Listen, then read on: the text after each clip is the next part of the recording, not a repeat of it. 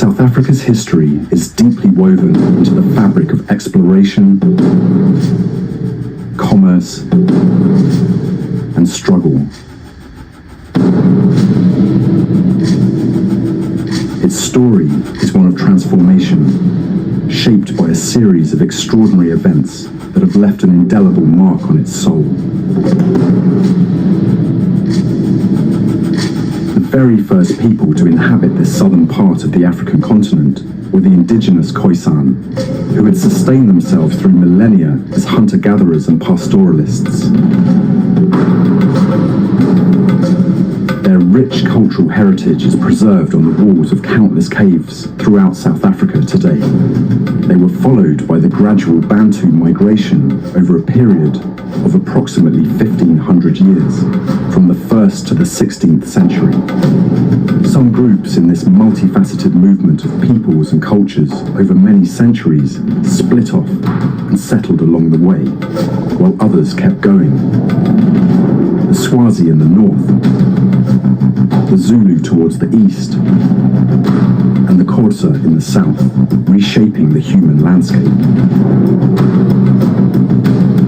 Some of the Khoi intermarried with the Xhosa, while others dispersed into the Kalahari and Namibia. In the 15th century, European explorers began to navigate the sea route from Europe to India, navigating the treacherous waters around the majestic Cape of Good Hope, aptly named the Cape of Storms, as it became the graveyard for nearly 300 ships.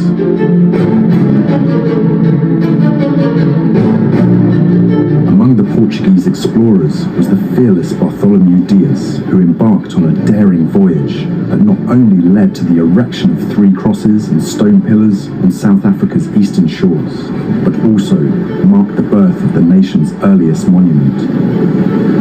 But it was Vasco da Gama who unlocked the maritime path to India when he anchored in 1497 on Christmas Day in the natural harbour of Port Natal, known today as Durban. Portuguese armadas followed, ferrying the riches of the East to Europe, igniting not only a flourishing trade, but also the imagination of those enchanted by the exotic. Jan van Riebeeck's landing on the Cape's shores in 1652 marked the beginning of Dutch colonization in South Africa.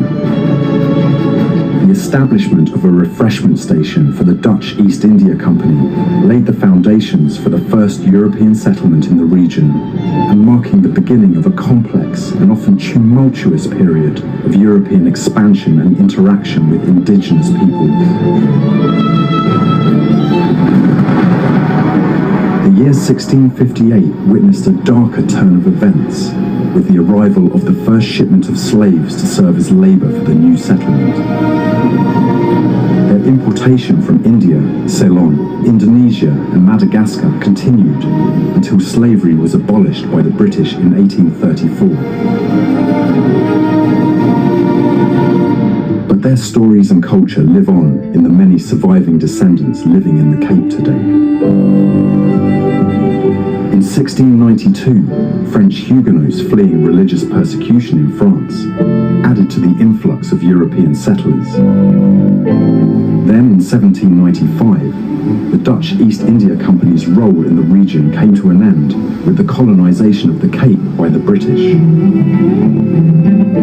The Dutch-speaking settlers soon became discontented with British colonial rule, leading to their mass movement northeastwards in 1835 in search of autonomy and a new land, in an epic migration that came to be known as the Great Trek. Taking their families, cattle and farm workers with them, these intrepid foretrekkers encountered many hardships as they travelled deep into the interior, settling in areas which later became the Orange Free State, Transvaal and Natal.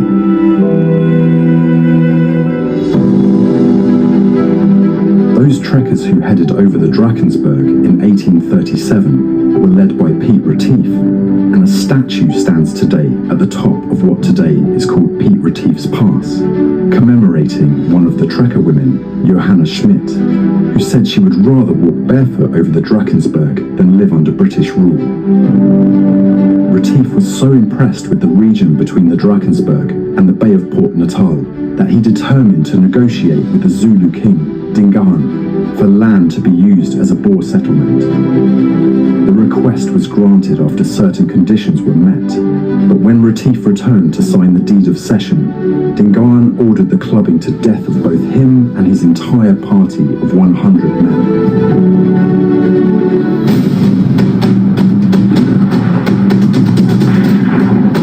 Escalation of attacks on Boer lagers followed the murder of Piet Retief and his men, resulting in a final push by the Voortrekkers to challenge the Zulus for the territory and culminating in a parade for victory over the Zulus.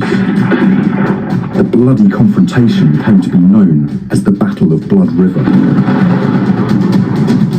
The British annexed Natal in 1843 and planned to take over Zululand, creating a South African federation in the region and providing labour for the Kimberley diamond fields.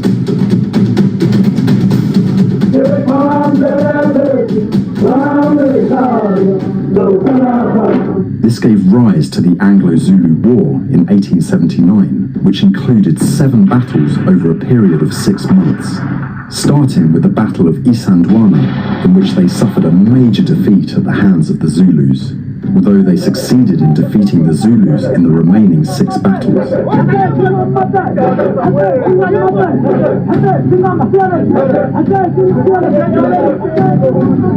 An uneasy coexistence followed, which came to a head in 1906, when the leader of the Zulu Zondi clan, Bamborta Kamanchinsa, challenged the British authorities, who had imposed a poll tax on all adult Zulu men. The violent confrontation ended in the killing of Bamborta in the Battle of Morn Gorge near Greytown, also ending the final confrontation between British colonial rule in the country and black armed resistance. From 1860 to 1911, indentured labour was brought in from India to work in the Natal sugarcane fields, and their descendants remain today as a thriving community in the region.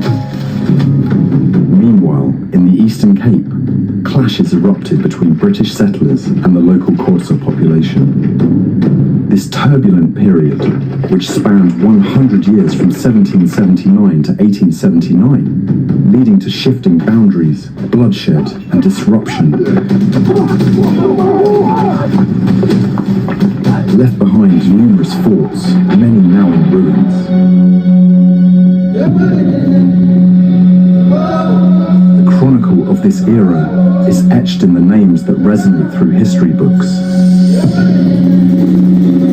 Sandili, Makoma, Somerset, Stockenstroom, each evoking echoes of a tumultuous past. Battles bore names like War of the Axe, starkly descriptive of the turmoil.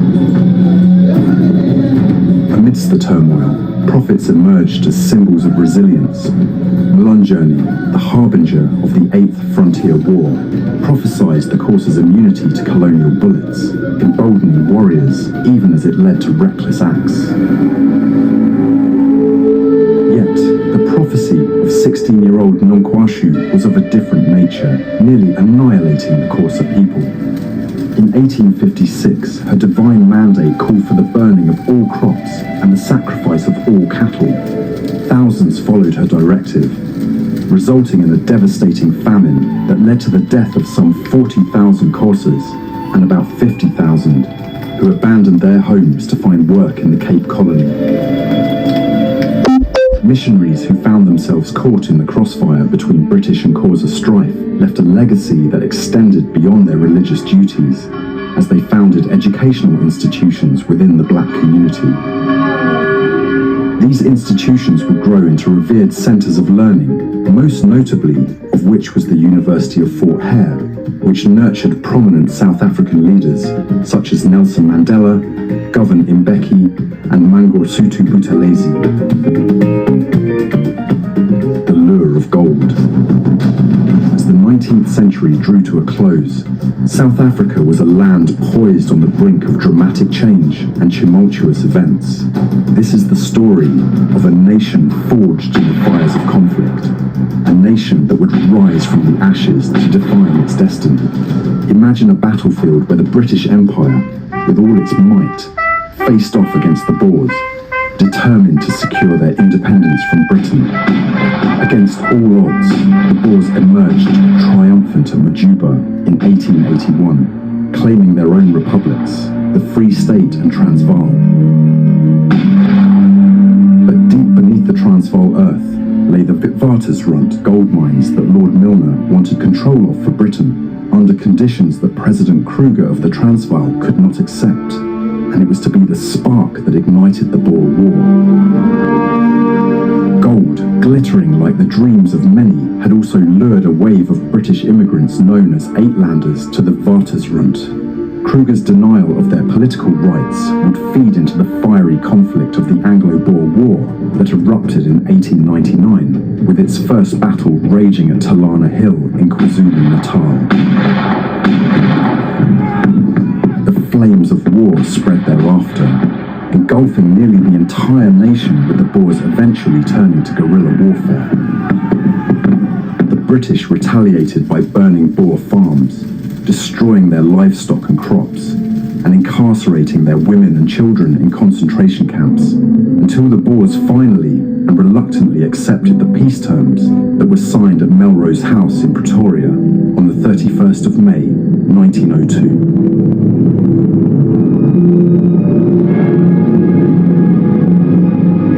As the world transitioned into the 20th century, South Africa found itself at a crossroads. In 1910, the Union of South Africa was born, and with it, the external borders that define the nation to this very day. It was a moment of great significance, a unity that brought together disparate regions. Just 2 years later, in the heart of Bloemfontein, prominent black leaders created the South African Native Congress to address the glaring exclusion of equal representation for black South Africans in the Union government, which was followed by the infamous Native Land Act that became law in 1913, limiting the rights of blacks to own land. In 1923, the organisation underwent a transformation to emerge as the African National Congress, ANC. This new name would become synonymous with the unyielding struggle for justice and equality. Just on the heels of this transformation, the world was plunged into the chaos of the First World War in 1914. As a British colony, South Africans, particularly from the English-speaking sector, answered the call. They served not only in the distant lands of German West and East Africa, but also on the battlefields of Europe, including Delville Wood. Their bravery knew no bounds. The aftermath of the war witnessed changes in class structures in Europe and its colonies, where the rights of the working class gave rise to revolutionary activity and fed into the violent miners' strike on the Witwatersrand gold mines in 1922 that erupted into chaos when black miners were brought in as cheaper labour to replace the striking white miners. Using the army, artillery, tanks and bomber aircraft, the rebellion was crushed by Prime Minister Jan Smuts, resulting in over 200 casualties, and martial law was imposed. Backlash from the incident led to Smuts' South African Party losing the election to Herzog's National Party 2 years later, feeding into Afrikaner nationalism, which influenced labour relations and increased racial policies that would shape South Africa for decades to come. In 1933, Smuts' SA Party regained power, merging with the National Party in a coalition that became the United Party. Ominous clouds started gathering in 1939 with the announcement of World War II. South Africans heeded the call of the British Empire, although some Afrikaners chose to support the Nazis.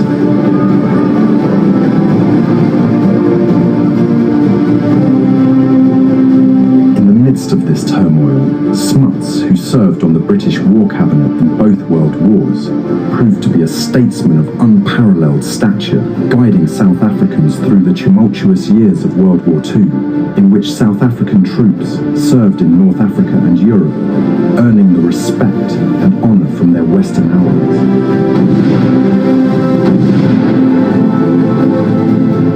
As the architect of the League of Nations after World War I, and a signatory to the formation of the United Nations post-World War II, he also left an indelible imprint on the quest for global harmony.